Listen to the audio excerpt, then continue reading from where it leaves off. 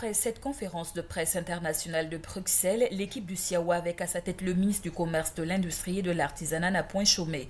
Rendez-vous est pris à la Direction générale de la coopération internationale et développement de la Commission de l'Union européenne pour parler de projets de développement avec la contribution de l'Union européenne, premier partenaire du Burkina.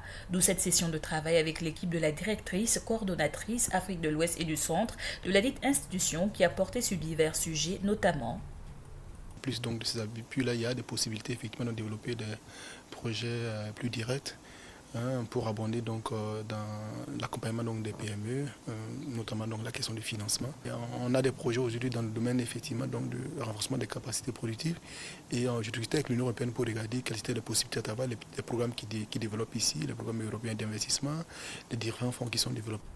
L'Union européenne, qui appuie déjà le Burkina dans les domaines de gouvernance, agriculture, assainissement à plus de 520 milliards de francs CFA, compte apporter son expérience et son expertise pour une meilleure assise des PME, petites et moyennes entreprises, socle de toute économie.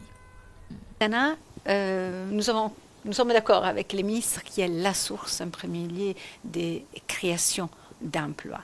Alors il y a un soutien qui est donné au gouvernement et qui visera également à soutenir les petits entrepreneurs. Et dans les entrepreneurs, il y a également l'artisan. Et souvent, les soutiens doivent être portés aux secteurs qui sont producteurs, donc à la promotion de l'activité productrice dans les biens essentiels qui sont propres au Burkina.